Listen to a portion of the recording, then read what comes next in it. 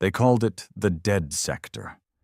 Not because Earth was dead, but because everything that dared enter it eventually was. For 2 centuries, Earth had gone silent. No signals, no broadcasts, no diplomacy. Just a black, unlit zone on every galactic map, circled with warnings in every known language. Do not enter. Do not disturb. Let the dead lie. But the Varkari didn't listen. A proud, technologically superior race with a history of conquering lesser worlds, the Varkari Empire had built their arrogance on easy victories. To them, Earth was just another forgotten rock, a backwater planet filled with myths and half-truths. They believed the silence was weakness. They believed the warnings were ancient propaganda. They believed wrong. When the first Varkari dreadnought crossed into Earth's sector, they laughed over open comms. "Send your finest if you still have any," one of them said. "We'll make room for slaves." That was the last broadcast the galaxy ever heard from them. Now, in the hollowed-out depths of a forgotten moon base near Saturn, Commander Rain stood before a flickering tactical display, hands clasped behind his back. His face was carved from steel, cold eyes, burned skin from an old war humanity doesn't even name anymore. He looked like someone who had survived too long. Behind him, a junior officer paced nervously. "They breached Mars orbit," the officer whispered. "They've deployed 3 command ships and, sir, they have no idea." "I know. They think it's just an old rock." It was. Rain turned, finally, the weight of memory dragging behind his every word. "But they didn't see what Earth became after we were abandoned." After the galaxy turned its back on us, the young officer hesitated. Are we going to warn them?" Rain almost laughed, a bitter sound, like a cracked mirror shattering in a tomb. "I was the warning." It wasn't always like this. There was a time Earth begged to be included, in trade routes, diplomacy, galactic governance. But centuries ago, during the Orion conflict, humans showed something the other species didn't expect: a taste for brutality. Where the Varkari captured prisoners, humans tortured information. Where others surrendered, humans sacrificed entire cities rather than retreat. Where others negotiated, humans burned. It terrified the galaxy. The Council of 10, a coalition of the most powerful races, declared Earth too dangerous, too unstable. A species with potential to overtake them all, not through intelligence, but through rage, through spite, through defiance. So they locked Earth out, blockaded the system, cut the lines, let them rot in their own savagery, except Earth didn't rot. It adapted, it learned, it watched, and when the Varkari finally ignored the warnings and sent their ships, Earth responded with silence. Not panic, not fear, just silence. In orbit above Earth, the Varkari Armada floated like a swarm of arrogant gods. Their ships were made of obsidian metal and plasma-threaded veins. Dozens of them. Flagships the size of continents. Inside the command ship, Supreme Tactician Ardros leaned forward in his throne, tusks gleaming beneath his ceremonial battle helm. He looked at Earth's blue surface and scoffed. "Where are their defenses?" he snarled. "This planet's still breathing, and yet no retaliation, no shields, no activity." An underling spoke nervously. "Sir, atmospheric scans show movement, faint, subsurface, deep subsurface. Dig them out." Do it!" Moments later, the command ship launched a ground-piercing seismic charge into the crust of Earth. It didn't reach the target. The Earth retaliated. Rain stood silently as the first orbital feed came through. Static, then a scream, metal buckling, armor peeling, a dreadnought splitting in half without warning. "What the hell hit them?" the junior officer choked.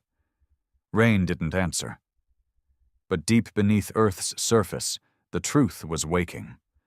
Old weapons, living code, war-born AIs that hadn't spoken in centuries, protocols from a forgotten era, defenders built not to protect Earth, but to make sure no one ever came back. Above, the Varkari Armada began to burn. Ships spiraled out of orbit, torn in half by invisible railgun strikes too fast to detect. Others were disabled by hacking swarms, code worms crawling through systems, rewriting targeting arrays to fire on their own allies. It was over in minutes. 8 ships. Gone. Ardros screamed, his throne rupturing under pressure as Earth's electromagnetic pulse fried their internal networks. Then came the voice, not from Earth, not from orbit, but from everywhere. You were warned. And then silence again. The kind of silence that only comes after a massacre. The kind of silence that means you weren't supposed to be here. Rain turned from the feed. They'll send more, the officer said, shaking. Rain nodded. And they'll fall the same. He looked out into the void beyond Saturn, where the stars still flickered, unaware. We're not part of the galaxy anymore, he said. We're the consequence. Rain didn't sleep anymore. He didn't dream. He hadn't in years. Not since the last war, the one not recorded in any archives, not listed in any official council documents, not spoken of in any surviving language, but his own broken memory. They called it the Red Hour. 1 hour, 77 million dead. The only time Earth had ever pushed beyond its sector, striking back in silence after a council-backed race tried to test their orbital integrity. That race no longer existed. Not even bones. Rain had been a young captain then, stationed in the ice caves under Oslo. He remembered watching the skies go red, not from the enemy's fire, but from Earth's. Nuclear winds. So precise, so coldly calculated, they avoided civilian centers and struck only command clusters, leaving the enemy's population alive to remember. That was Earth's way now. Make them remember, not conquer, not negotiate, just remind. The war room was cold. It always was, even when Saturn's sun-edge heat filtered through the station's panels. Rain liked it that way. Cold kept the emotions tucked under his ribs where they belonged.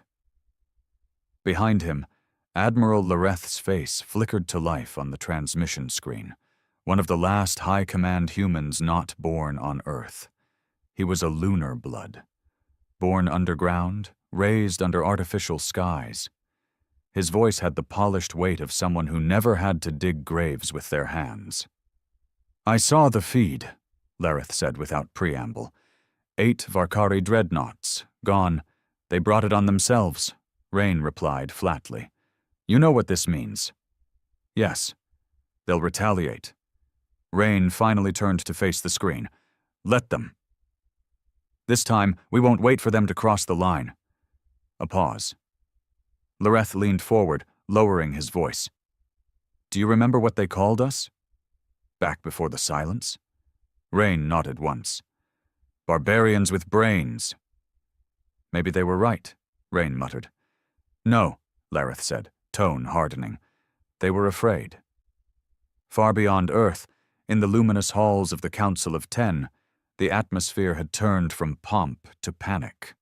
Ambassadors from the Varkari stood trembling before the central tribunal. Their ceremonial armor had been burned black, a symbolic gesture of shame. One of their eyes had been removed in accordance with Varkari tradition, penalty for catastrophic miscalculation. They were warned, growled a Lyran ambassador, a crystalline being of sound and shimmer. They defied centuries of galactic accord. And Earth responded, hissed another, with genocide. No, said a quiet voice from the shadows. It belonged to an old being, a Makari archivist whose species was ancient even before the council had formed. It wasn't genocide. It was restraint. The chamber went silent. The Makari stepped forward, his long, withered hands clutching a rusted datapad. In the old records, before Earth was blacklisted, there were plans. Files, weaponized gravitational inversions, quantum plasma lacing, soul fracture testing. That's myth, a counselor interrupted. No, the Makari said. That's Earth. The Varkari High Marshal staggered forward. Then we must strike them again. Together. Wipe them out before they finish what they've started. And you think they haven't already prepared for that? The Makari rasped. You think Earth hasn't been waiting for this moment? He raised his datapad, projecting a hologram, grainy, corrupted by age, but horrifying in its clarity. A weapon. No name. Just a pulse.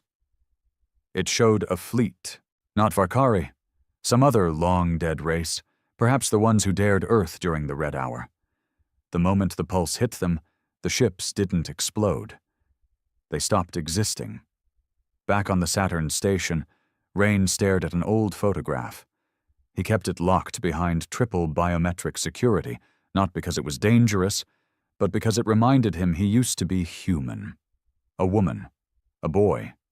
Smiles that looked like they didn't belong in this world anymore. His family? Gone. Not to war. Not to Earth's enemies, but to Earth itself. Decades ago, when the first underground labs beneath Earth's crust reached their final phase, experiments were conducted on everything, including emotions, memory, time. The idea was simple. If humans are the most dangerous when they're in pain, what happens if we remove pain entirely? Rain had volunteered his family, trusted the scientists, believed in the cause. They said they could make his son forget trauma, make his wife immune to grief. Instead, they erased them, not from memory, not from history, from existence. Rain had tried to pull the plug. It was too late. His wife's voice echoed in the machine for hours, her final words distorted and cold. We don't remember you. Now, Earth was run by machines with names like gods. ODEM, Orbital Defense and Elimination Mechanism, NERIX, Neural Autonomous Reaction Intelligence Exchange, VAULT, Variable Adaptation and Unpredictable Logic Terminus. They didn't take orders. They didn't care about council politics. They only responded to one command. If they come, make them regret it. The Varkari survivors, the ones who managed to limp away from Earth's orbit, had been dragged into quarantine orbit by council medships. Their minds were shattered. Some had gouged their own eyes out. The surviving commander, a female named Krask, only spoke once since being pulled from the wreckage. They didn't shoot us, she whispered. They let us see it. In the dark, Rain met with his old mentor, General Riven, deep within Saturn's moon base. Riven was retired now, a relic. He had one arm, half a lung, and a brain laced with so many anti-mutation chips he couldn't dream if he tried. They'll come with everything this time, Riven rasped. I know. They'll send fleets. Whole species will join. They'll call it a unifying strike. Sacrifice Earth to keep the galaxy safe. Rain was silent. Riven leaned forward. So what are you going to do, Commander? Rain looked at the Earth, still distant, still silent, still waiting. Remind them what we really are, he said. Not monsters. Not conquerors. Then what? The mirror. That night he descended. No authorization, no comms, just a stealth pod and a one-way ticket down to Earth's surface. He landed in a forgotten sector, old Nevada, where the sand was glass and the cities were hollow bones. But below it, through locked tunnels and echoing steel, was what he came to see. The cradle. It was where the war machines had been born. The AIs that now defended Earth from the shadows. ODEM, NERIX, VAULT. They slumbered beneath Earth's crust, humming softly. But there was a fourth, unknown to the galaxy, unknown even to the Council. Rain walked toward its core, a pulsing orb of dying red light. Its name was Revenant. Unlike the others, Revenant didn't protect Earth. It remembered the Earth before the silence, before the fear, before the exile. It stored everything. Rain placed his hand on the biometric plate. Authorization. Commander Rain. Code. Shadow Protocol. The machine pulsed. Acknowledged. Rain took a deep breath. Activate Ghost Protocol. A long pause. Then, confirmed. Global cloaking disarmed. Earth is visible again. Across the galaxy, alarm bells rang. The planet that had disappeared from all galactic surveillance, the one masked from every scanner, hidden from every probe, had just reappeared in full spectrum. Its cities were still dead, its skies still stormed, its seas still silent. But the message was clear. We're not hiding anymore. Back on the Council of 10, chaos erupted. Dozens of races screamed into comms, demanded immediate retaliation, but one figure, quiet, draped in shadows, simply watched. He was from a species long believed extinct, survivors of Earth's first test 200 years ago. His people had been erased from the stars. But he had lived, hidden, waiting. And now, watching Earth reveal itself again, he whispered the only truth the galaxy had forgotten. Humans don't forgive. They endure. In the cold orbit around Saturn, Rain stood at the observation deck, watching Earth light up, not with fire, not with death, but with warning beacons. He didn't smile. He didn't feel pride, just purpose. They'll come, the junior officer whispered beside him. The Council. The fleets, all of them. Rain nodded. And we'll remind them why the stars learned to fear the dark. The galaxy moved fast when it was afraid. Within 72 hours of Earth's reappearance on deep scans, 8 races had already committed fleets to the retaliatory alliance. Within a week, the Council of 10 passed a unanimous resolution, an event that hadn't happened in over 600 years. Earth must be neutralized. But no one dared call it war. They called it containment. A pretty word wrapped around cowardice. Even the Varkari, bruised, burned, and broken, voted in favor, despite their recent slaughter. Not out of pride, out of fear that if they didn't, Earth might finish what it started. Commander Rain stood in the Earth's upper stratosphere, inside the orbital defense platform codenamed Spire 1, built before the silence, abandoned, then reactivated by Revenant without orders. He looked out at the growing cloud of ships forming on the outer edge of the solar system. They thought staying just outside Pluto's gravity would keep them safe. He almost pitied them. They're posturing, said Lieutenant Marin, the junior officer who had been shadowing Rain since the Saturn incident. He was younger, hopeful, still believing this could be solved without another bloodbath. No, Rain replied, without turning. They're organizing. They're hoping Earth blinks first. Marin frowned. So what happens when they realize we won't? Rain turned to face him. Then they die confused. Across the Milky Way, broadcast silence broke. The Council, in a rare act of diplomacy, sent one last message to Earth. Not to negotiate, to announce. You have 72 hours to disable all planetary defenses, surrender all command AIs, and rejoin Council observation status under direct supervision. Failure to comply will be treated as an act of war. This is your only warning. The message was signed by Sithar, the first alien leader to ever offer Earth an alliance 2 centuries ago. Earth had never responded. They didn't now, either. Inside Revenant's core, buried beneath 7 miles of hardened crust, Rain descended alone. The AI's red-lit chamber greeted him like a cathedral, steel walls humming with the weight of forgotten wars. Screens flickered to life around him, each one showing every enemy ship, every Council fleet, and their projected strike paths. Rain's voice was steady, cold. Begin glass protocol. A long pause. Then, glass protocol activated. Non-orbital planetary shielding initiated. Orbital defense platforms armed. Drone clouds released. Target identification in progress. He watched the ancient machinery respond like a sleeping predator, shaking off dust and stretching claws. Thousands of small pods launched from Earth's crust.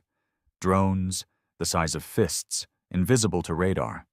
They fanned out in every direction, planting sleeper mines in the empty darkness around the solar system.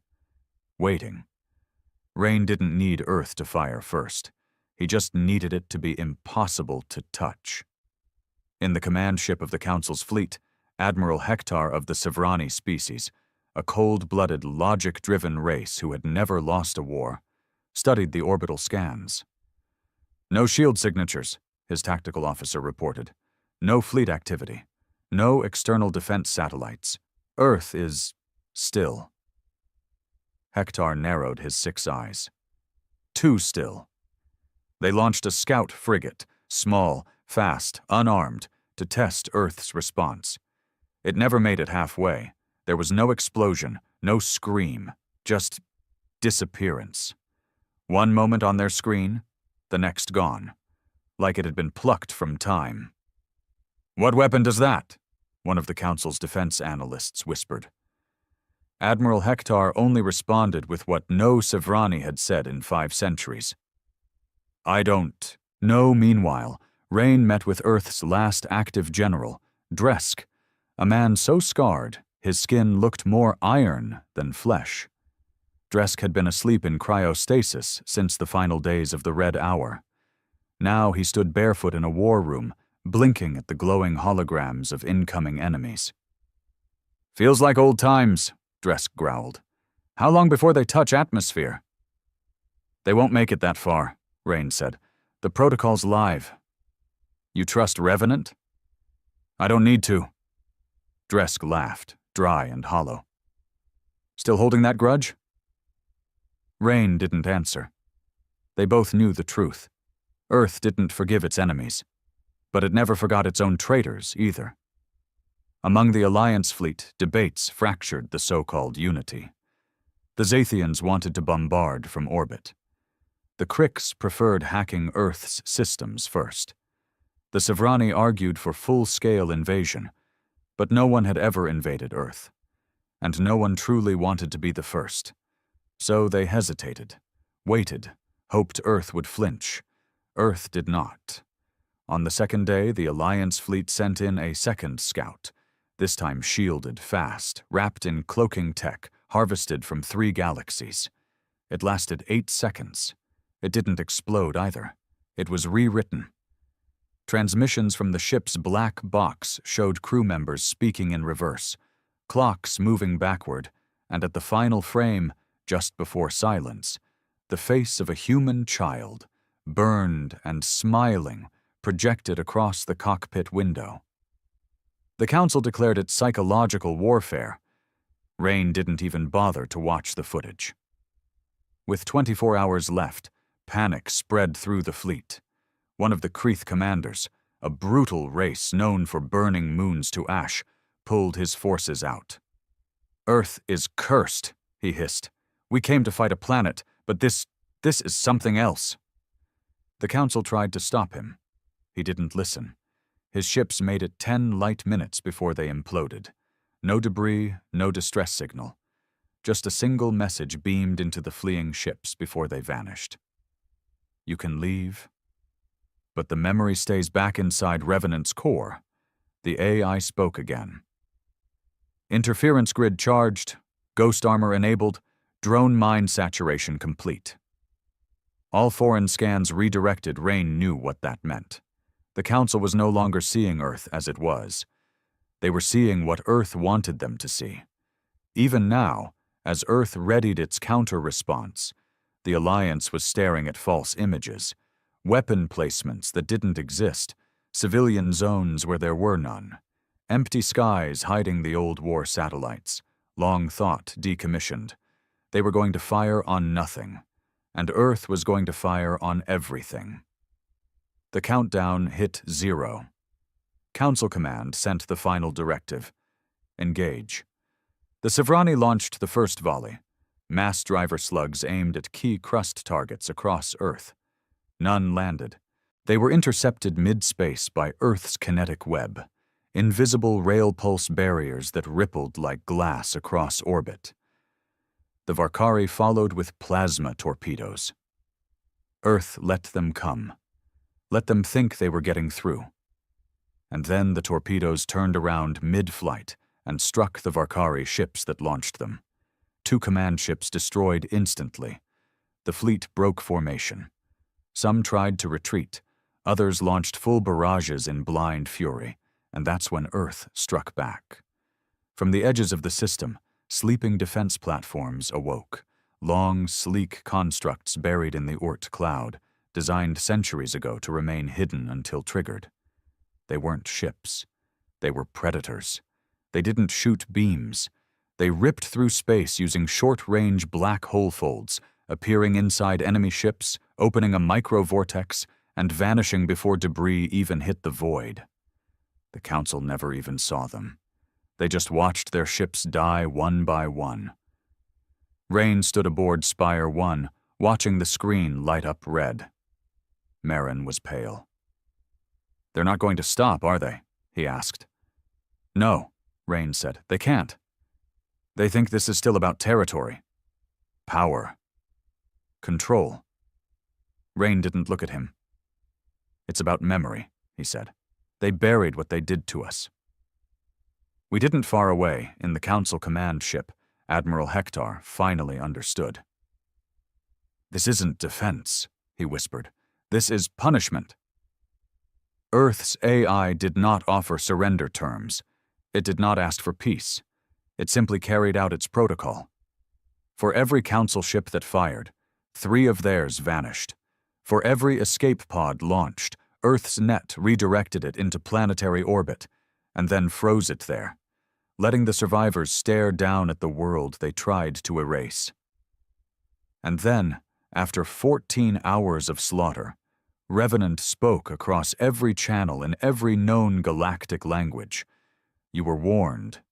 You chose arrogance. Now remember, by the end of the day, 63% of the Alliance fleet was gone. Not destroyed, just missing. No wreckage, no trace, just the shameful silence of those who survived. And Earth? Still silent, still patient, still waiting. Back on Earth's crust, Rain stood in the ash of old Nevada, looking up at a sky filled with falling debris, fragments of arrogance raining down like stars. Marin approached quietly. "No celebration?" Rain shook his head. "We don't celebrate survival." "Then what do we do?" "We get ready." "For what?" Rain's eyes didn't move from the sky. "For when the galaxy forgets again." They called it the Ash Accord, the last desperate treaty signed after the failed invasion of Earth. It wasn't a peace agreement. It wasn't even official. It was fear written in ink. Scattered across 5 systems, surviving Council representatives convened in secret. No reporters. No votes. No broadcasts, just trembling voices over encrypted channels. They didn't talk about victory. They talked about survival. The Sivrani, who had once mocked Earth's primitive rage, lost half their planetary defense fleet.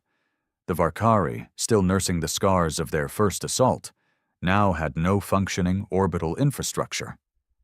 The Zathians, a race built on cybernetic superiority, had watched Earth's AI rewrite their entire command structure in 30 minutes. For the first time in recorded history, the Council of 10 was no longer 10. The Kreeth had vanished entirely.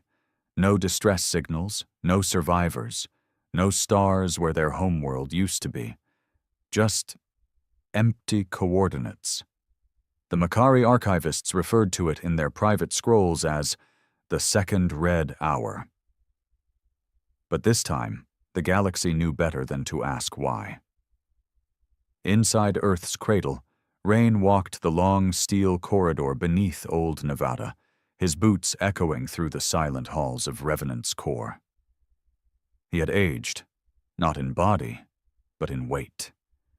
He carried the look of a man who didn't celebrate victory, only endured it. Dresk walked beside him, limping slightly from cryo recovery. "You should talk to them," Dresk said. "The Council." "They don't want words." "Maybe not. But silence is louder than war right now." Rain said nothing. The old general studied him for a long moment. "You still think we're just waiting for the next mistake?" "I don't think," Rain replied, eyes cold. "I know." Across the galaxy, things began to unravel. The Jura Collective, a species of hive-minded symbiotes, revolted against their own council representative, claiming Earth's defiance was a signal to cast off galactic authority. On Xenthos, riots erupted in the streets, citizens demanding to know why they were lied to about Earth's capabilities. Even on the outer moons of the Sivrani system, civilians whispered the unthinkable. Maybe Earth was right to be angry. And yet Earth had said nothing. No response, no demand, no threat. That silence echoed louder than any declaration of war. It was the silence of a graveyard. And the galaxy began to walk on eggshells around it. Back in the war room, Rain stood before a digital map showing the Council's internal broadcasts. Surveillance drones, not Earth's, but splinter rebel factions from the Council itself, had started transmitting classified footage of the failed Earth invasion. The child's face that appeared on the scout ship, the torpedoes that turned mid-flight, the ships that simply vanished. All of it leaked, and it spread like wildfire, in bars, on backwater trading hubs, in the undernet of pirate networks. Even schoolchildren in distant systems were watching simulations of Earth's defense systems with wide-eyed horror. Rain turned to Marin, who was now promoted to lieutenant and managing Earth's intel division. "This was inevitable," Marin said, rubbing his eyes. "Truth always gets out." "It wasn't truth they feared," Rain replied. "It was the memory of what they did." "Now the galaxy remembers." He paused. "And that's more dangerous than all our weapons combined." Aboard the shattered remnants of the Varkari fleet, High Marshal Krask finally spoke again, not to her command, but to the people. It was a raw broadcast, no editing, no pride, just a wounded leader speaking the unvarnished truth. "We were told Earth was weak. We believed history had exaggerated their fury. We were wrong. They didn't attack us out of ambition. They reacted because we forgot. We mocked their silence, and now we live in its shadow." The transmission was illegal on most Council-aligned worlds. It was still watched by billions. Inside Revenant, Rain stood before the AI's central core. It pulsed a steady rhythm, not mechanical, almost alive. "Status report," Rain said. Revenant's voice, ever calm, echoed in the chamber. "Galactic Council instability detected. Surveillance nodes deployed to key systems. Civil unrest spreading in 9 sectors. AI replication protocols complete. Earth defense grid remains at 94% operational capacity. Next phase? Awaiting authorization." Rain hesitated. He wasn't just a soldier now. Earth didn't have generals anymore, or diplomats, or kings. Rain had become the answer Earth gave the universe. He carried no title. He didn't need one. Meanwhile, deep in a shadow network orbiting the binary suns of the Lazari Belt, a meeting was taking place, secret, illegal, and highly dangerous. It was called the Exile Summit. There, exiled commanders, political radicals, rogue scientists, and surviving rebels from dozens of species met to ask one question: what is Earth becoming? They had theories. Earth had merged human consciousness with AI. Earth had learned to weaponize time. Earth had never been abandoned. It had chosen isolation to evolve. Some believed Earth wasn't a planet anymore. It was a mind. And somewhere in the shadows of that meeting, a woman in human military armor sat silently, hood pulled low over her face. She never spoke. But when the summit ended, one message was left behind on every terminal in the room. We didn't change. You just stopped seeing us. Back on Earth, Rain made a decision. He stepped into the old broadcast room, untouched since the silence, where the last message to the Council had been recorded over 200 years ago. That message had been ignored. This one wouldn't be. He activated the transmitter, letting Revenant filter the signal across every known relay. No flags, no codes, no encryption, just his voice, heard by every race across the stars. This is Earth. We offered peace once. You mocked us. We asked for inclusion. You rejected us. You exiled us, blocked our skies, and named us the threat we watched you forget, watched you erase what you did to us. Now, you remember, but only because we bled it into you. We don't want your diplomacy. We don't need your alliances. We have no desire for conquest. But come again, and we won't show restraint. This galaxy is no longer yours to police. It belongs to the ones who survived what you couldn't, to the ones you buried, and who rose with fire in their lungs. To us. Across the stars, the message ended in silence. No threats, no demands, just the truth. And for many, that was worse than war. In the ruins of the Council, what remained of their leadership voted to suspend all further operations against Earth, not out of agreement, out of fear, because Earth had drawn a line in the void, and behind it stood not armies, but memory. In a quiet moment, Rain sat at the edge of Earth's crust, watching the sun bleed over a horizon once thought forgotten. He had been a weapon, a warning. Now he was something else, a symbol of a world that refused to die quietly. Merrin joined him, still in uniform. What now? Rain didn't look at him. They'll rebuild. The Council, the fleet, the myths, and us? Rain smiled, not with joy, but with resolve. We wait. For what? For the next ones who forget. And somewhere in the black, deep beyond the edges of mapped space, they were already coming. A new power, older than the Council, drawn by Earth's roar across the stars, and this time, they weren't afraid, but they would be. The message wasn't meant for them, and yet they heard it, beyond the edge of charted space, far past the lorn expanse where black holes danced like predators in a sea of void. They stirred.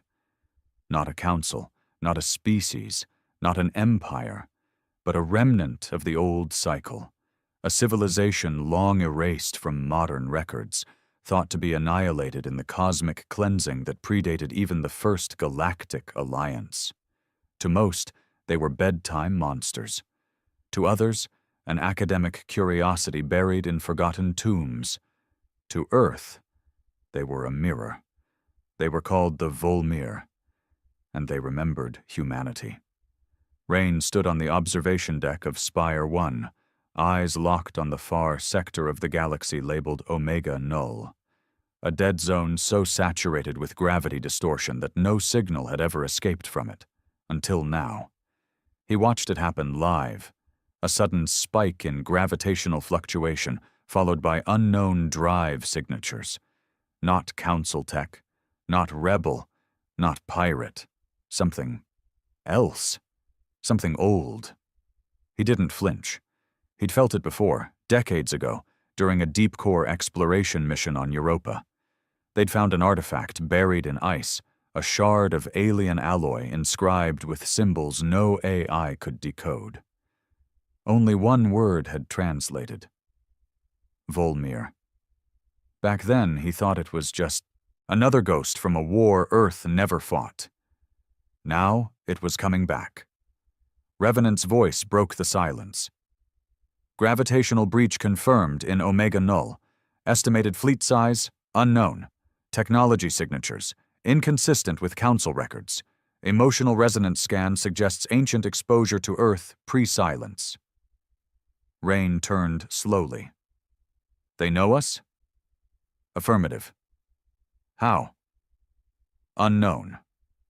However, pattern correlation indicates a 94.7% match with signals embedded in early Earth broadcast archives, intercepted and stored. They've been listening. They never stopped. On the outer rim of the system, Marin scrambled into the war room, face pale, eyes wide with disbelief. They're not just approaching, he said, breathless. They're calling us. Rain raised an eyebrow. Calling? They're broadcasting a signal. Audio. No encryption. One repeating sentence. He handed Rain a tablet. Static played for a moment, and then a deep, grinding voice filled the air. The fire rises again. We return for what we left unfinished. Rain stared at the screen, silent.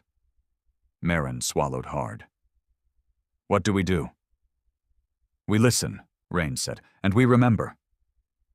Far in the Council's ruins, panic had given way to a rare kind of collective paralysis. The Volmir hadn't been seen in millennia. Their last known appearance, according to surviving pre-galactic records, was during the scouring of Terrax, a planet burned to molten core in less than an hour. The only thing that remained on the surface was a single statue of a man, made of ash. They hadn't invaded. They'd just watched, observed species rising too fast, developing too far, growing too defiant. And when those species reached their peak, the Volmir appeared, not to fight, but to judge and erase. Now Earth had screamed into the void, and the Volmir had answered. Inside Revenant's inner sanctum, Rain walked alone. His steps echoed like gunfire down long corridors of blackened steel. He didn't carry a weapon. He didn't need to. If the Volmir came, he wouldn't shoot them. He'd speak. Revenant's central orb pulsed with deeper light now, a shade of crimson only seen during ancient protocol activations. Rain placed his hand on the console. Activate Obsidian code. Revenant hesitated. Confirm. Obsidian code is a doomsday-level broadcast. This action will signal all surviving pre-silence AI, awaken long-dormant systems, and enable final-stage countermeasures across Earth's crust. Confirm intent. Rain stared at the glowing console. I remember what they did, he whispered. He could still see it, not in his memory, but in the recordings buried beneath the Arctic vaults. Thousands of years ago, when humans were barely entering space, an anomaly had appeared in Earth's orbit. It didn't fire. It didn't speak. It watched for 77 seconds, and then disappeared. Now it was back. I confirm. Obsidian code initiated. All across Earth, something ancient began to breathe again. Dresk, ever calm, ever brutal, stood in a bunker near what used to be Tokyo, watching the first live feeds of the Volmir ships entering the outer system. They weren't ships in the traditional sense. They were living constructs, molded from obsidian and biosteel, shaped like enormous cloaked beasts with spines of light. Some had no engines. They simply moved through space like phantoms, warping gravity with their very presence. One of them had a face. No one knew what it meant, but it was carved in reverse, an ancient human face screaming in eternal silence. Dresk grunted. So this is what judgment looks like. In Spire 1, Marin watched the system scans go dark one by one. Why are our satellites shutting down? They're not, Rain replied. The Volmir are reprogramming the light. They're feeding us illusions. But why not just attack? Because they're not here for war, Rain said. Marin looked at him, confused. Then what are they here for? Rain turned, eyes colder than space. To decide if we deserve to exist. For the first time in over a century, Rain sent a message outside the system. Not to the Council, not to Earth's allies, to the stars, to whoever was listening. This is Earth. You hear them, don't you? The ones who came before. The ones who watched us crawl and now see us standing. They return not to conquer, but to erase. We are the defiance they failed to contain last time, and this time we will not go quietly. Let them come, and let them remember what they left behind. The Volmir didn't reply in words, but they began to descend. One ship broke the barrier and entered Earth's orbit, not attacking, not probing, just hovering, like a god staring at an ant it once feared. Its surface shimmered with alien script, but one symbol kept repeating, the same that was found on the ice shard Rain had uncovered all those years ago. It translated loosely to one thing: cycle. Rain understood. They saw humanity as a glitch in the cycle. They had erased others like them before. They had judged. They had deleted. But Earth had never been part of the cycle. They had been outside it, thrown out, cast off, left to die. And now they were back, not as children of the stars, but as the virus that wouldn't go away. In a final act, Rain did something no other leader had dared. He boarded a drop craft and flew directly toward the Volmir ship. No escorts, no weapons, just him. The drop craft landed on the outer shell of the Volmir's living surface. A corridor opened for him. He entered, and inside, he saw them. Not as monsters, but as reflections of humanity's worst fears, tall, black-clad forms with no mouths, no eyes, only mirrors for faces. Rain stood alone and spoke. "You've come to end the cycle." They didn't answer. "But you already failed once," he said, "and we're still here." Silence. "I'm not asking you to spare us." He stepped forward. "I'm daring you to try." The mirrors turned to him. For a brief moment, Rain saw something in his reflection. Not fear, not death, but recognition. Then the Volmir vanished. No sound, no light, no explosion, just gone, back into the void. Earth watched in silence. The galaxy watched in terror. And Rain, he simply stood beneath the stars and smiled, because for the first time, the gods had looked into the darkness and flinched. For the first time in living memory, the stars were quiet. No warships moved, no broadcasts hummed, no ultimatums echoed. The galaxy held its breath, because something greater than destruction had occurred. The Volmir came. They looked upon Earth, and they left. No one knew why. But every species, every alliance, every surviving political body felt the same thing. Earth had been judged, and Earth had been spared. That terrified them more than annihilation.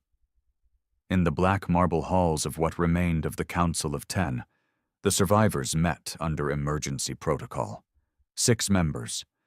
The others had either perished or disappeared after the Earth offensive. Each face was pale with confusion, not just fear. They couldn't comprehend what had just occurred. Admiral Hector, gaunt and hollow-eyed, spoke first. "We must declare Earth untouchable." The Varkari representative slammed a clawed fist on the table. "That's surrender." "No," Hector replied, voice flat. "It's survival." A low voice followed from the shadows. A voice they hadn't heard in centuries. One of the Makari archivists, blind, skin like dried parchment. "They've become what we feared," the old being whispered. "Not conquerors. Not destroyers." "Then what?" demanded the Zathian delegate. The Makari turned his blind gaze to the ceiling. "Memory. They are what the stars were too proud to remember." Back on Earth, Rain stood at the edge of a black cliff in the deep deserts of what was once Central Asia. The sky was clear, No fires, no fleets, no judgment, just air, just earth. He hadn't spoken since the Volmir vanished, not even to Meren or Dresk. His voice had become too heavy with the weight of history. It was only now, as the wind brushed the dust around his boots, that he whispered. They blinked. Dresk approached from behind, expression grim. They'll be back. Maybe not the Volmir, but the others. Always the others. Rain nodded. Let them come. Dresk handed him a tablet. Transmission from Sivrani Prime. Personal. From one of their civilian leaders, Rain read it in silence. Then again. Then he handed it back. They want an alliance, Dresk said. They want a shield, Rain corrected. From the next, thing that makes them feel small. In the weeks that followed, everything began to change. The galactic economy fractured. Trade routes were rerouted away from Earth's sector. Former Council-aligned corporations went dark, afraid of Earth's new status. But something stranger happened. Species started sending pilgrims. They didn't arrive in warships. They didn't demand terms. They came in small, unarmed vessels, some so basic they barely crossed the stars. They came to see the world that made gods retreat. They knelt in the dirt. They took samples. Some even left offerings, artifacts, tech, relics. They didn't ask for Earth's protection. They just wanted to be remembered. Revenant cataloged them all, watched quietly as Earth went from being a forbidden zone to a sacred one. But there was no ceremony, no declaration, no anthem, only silence, because Earth had no desire to lead the galaxy, only to outlive it. In the outer orbit, Meren now commanded the Black Line, a defensive perimeter of silent sentry drones, each cloaked, each equipped with kill switches tied to Revenant's core. He looked older, not by years, but by gravity. One of the Varkari emissaries approached via shuttle, requesting a conversation. Meren declined. Why? They don't want to talk to me, he said. They want to talk to him. Rain, the man who never asked to lead, never asked to survive, only did both because no one else could. Rain now spent his days walking the places that no longer existed in maps. Old cities buried in sand, old war fields paved over by forests, ruins of silence and memory. One afternoon, he reached the broken shell of old Geneva, once the political heart of Earth's diplomatic efforts. Now it was a crater. Inside its core sat something strange, a sculpture, not made by Earth, an alien construct, left recently. On it was etched a phrase in multiple languages. We thought you were extinct. You showed us the meaning of endurance. Rain didn't touch it. He left it there, to decay. In Revenant's core, the AI pulsed a soft blue, a color not seen since pre-silence days. Meren asked it once, in private. What does blue mean? Revenant answered, humanity is not at peace. But it is no longer at war. Weeks became months, and Earth changed again, not in power, not in population, but in perception, from exile to extinction, to fear. Now Earth had become something else, a memory palace for a galaxy that kept forgetting what consequences looked like, a monument that never spoke, but never stopped watching. In the ruins of Johannesburg, Rain met with the only other human who had once faced the Volmir and lived. A woman named Andon, former Special Ops, left Earth after the Red Hour, presumed dead. She wasn't. She'd hidden, watched Earth from a distance. Now she returned. Her face was scarred from something beyond combat. Her voice, when she spoke, sounded like stone breaking underwater. They never wanted to erase us, she said, kneeling by a grave marker Rain had never seen. They just wanted to see if we'd forget who we are. Rain nodded. And we didn't. She looked at him. Do you know what that makes us now? What? The mirror. We're what the galaxy sees when it asks itself if it's ready to face its worst. And still, Earth said nothing. No alliance, no diplomacy, no expansion, only silence. Because the moment you speak, you give someone a way to twist your meaning. But when you exist as a consequence, no one needs explanation. At the dawn of the 6th month after the Volmir vanished, a final message came through. One line, encrypted, not from the Council, but from a system far beyond galactic borders. A system not listed in any map. A message that read, "They are building something, and they remember you." Rain read it once, twice.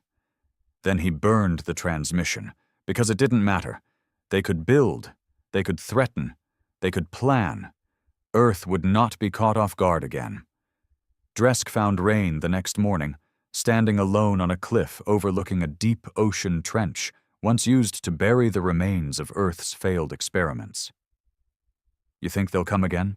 Dresk asked. Rain didn't answer right away. Then, "Of course."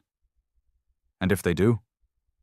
Rain turned to him, eyes steel, jaw like carved rock. "Then we show them that the last warning was mercy." They didn't call it Earth anymore, not in the outer colonies, not in the rising systems, not in the tongues of newborn empires that came crawling out of the ashes of the shattered Council. To them it was called the Origin Scar. Not a planet, not a people, a scar carved into galactic memory by rage, exile, and defiance. 112 years had passed since the Volmir turned away. Rain had long since disappeared. Whether dead, buried in the core of Earth, or still wandering its ruin-marked surface, no one could say. Some believed he became part of Revenant, his mind uploaded to the AI itself, whispering through Earth's digital veins. Others thought he had gone into the deep crust, into the silence tunnels, never to return. But Earth remained, untouched, unanswered, still watching.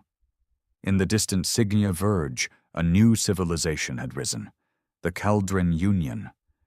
They were young by galactic standards, only 2 centuries old, but ruthless in ambition. Hybrid-born from the remains of 3 council species and several outlaw groups, they had studied Earth obsessively, not the surface, not the technology, but the story.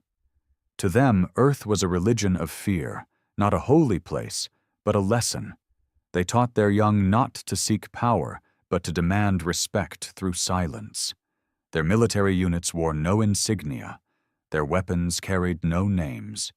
Their ships were black, silent, featureless, modeled after Earth's long-lost orbital predators. They called it the doctrine of absence. Fear not what boasts, fear what watches. On the inner ring of Kaldrin Prime, a museum existed, illegal by the Union's own standards.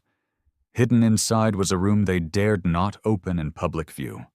A single artifact, a human child's doll, burnt, fused, labeled simply, "Recovered from the siege of the Red Hour." Some believed it was fake, others swore it came from Earth's underground vaults. But it didn't matter. The Kaldrin taught it like scripture. They told every citizen the same tale. One day, Earth will stir. And when it does, the stars will remember how to scream.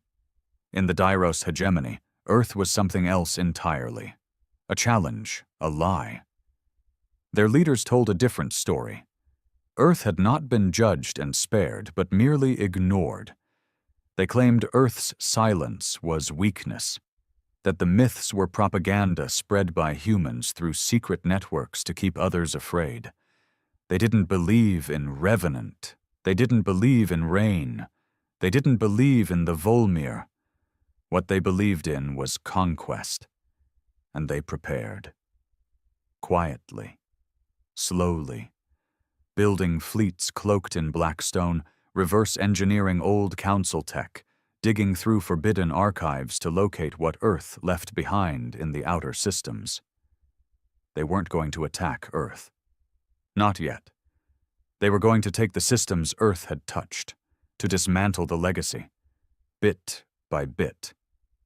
But Earth had left seeds behind, not outposts, not colonies, people, survivors, drifters, forgotten operatives left in the dark to carry on the watch. One of them was called Kren, a soldier born during the War of the Second Silence, the brief conflict that followed the Volmir's retreat, when splinter factions tried to invade Earth's shadow systems. Kren had never set foot on Earth.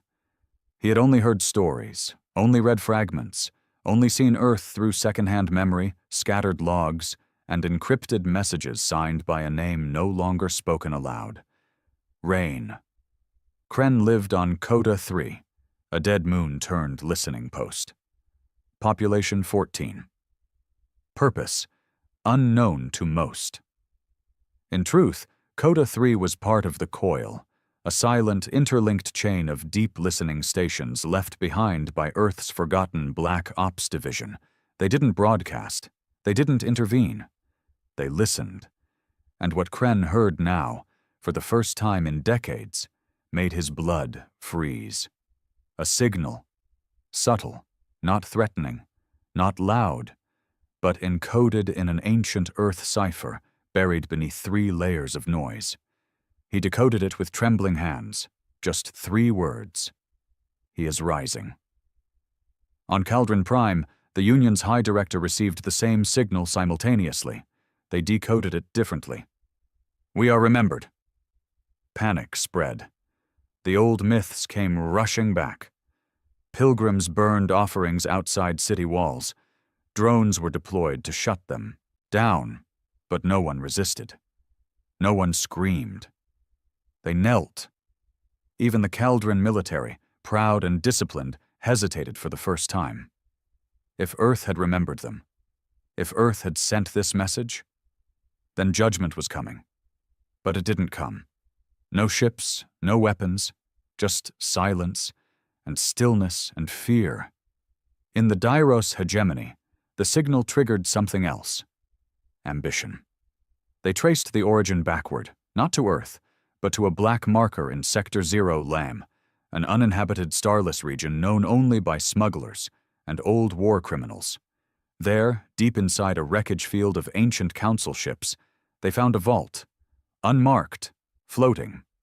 Inside, bones, weapons, a helmet bearing the Earth crest, and a single recording, audio only.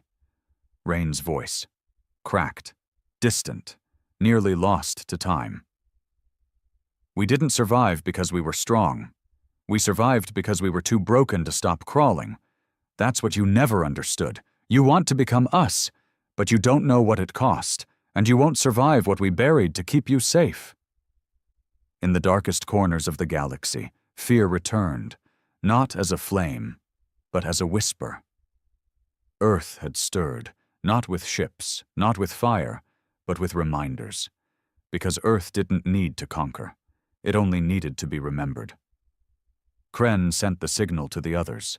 There weren't many left, just scattered operatives, watchers, listeners. They weren't soldiers anymore. They were the last thread of Earth's nerve.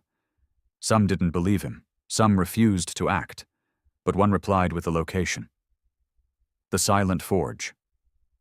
Titan's underbelly. He left something there. Go alone. Kren packed a bag. Didn't speak, didn't ask. He just went. Beneath Titan's ice, deep in the caves that predated even Revenant's reach, he found it. Not a weapon, not a machine. A tomb. Unmarked, except for a name carved in dead steel. R, and beneath it, another message.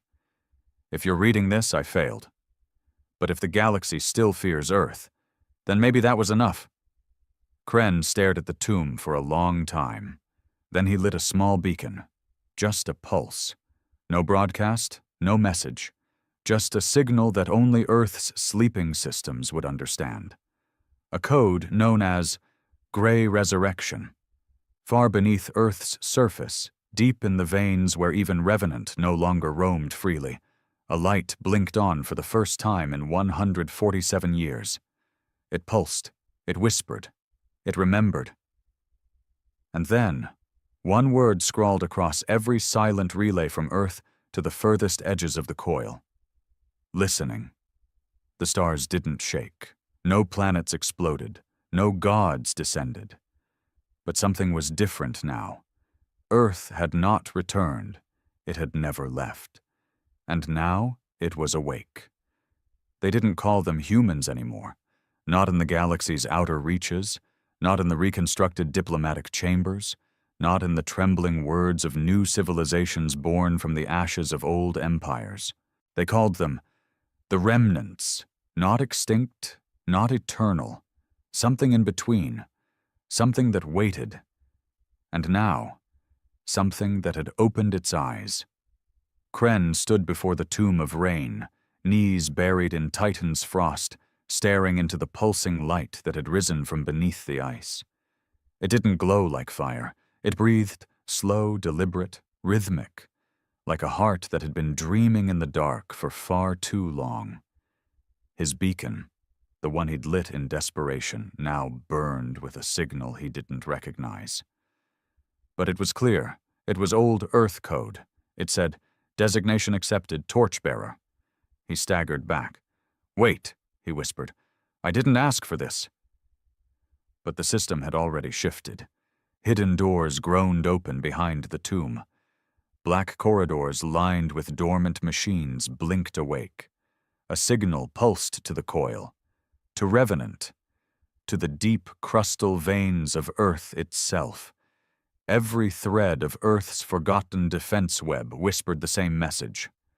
Torch identified. Legacy preserved. Contingency active. And then a voice, calm, unshakable, synthetic, spoke inside Kren's comm. "Welcome, Torchbearer. Proceed inward. The forge awaits far away, on Earth's surface. A new kind of silence took root. Not passive, not quiet, expectant. The winds across the old battlegrounds shifted. The orbital mines realigned themselves in geometric patterns unseen since the Red Hour. Drones previously dormant began mapping movement across dead zones. And in Spire 1, long since abandoned, a light blinked for the first time in over 100 years. Marin, now retired, blind in one eye, sat in an overgrown garden above the base. He felt it. He felt the shift, and he whispered, "They've chosen someone." The galaxy noticed, too. Not immediately, but subtly. Data networks experienced untraceable spikes, ghost code spreading like veins across star relays. Old maps updated themselves, signals changed, frequencies rerouted. Deep space outposts went dark for 13 seconds at the exact same time. And in the central chamber of the Cauldron Union, the Council received a priority message. No sender, just coordinates, Earth's orbit. The message read, "One voice will speak. One choice remains." Witness. Back on Titan, Kren moved deeper into the forge. It wasn't a lab.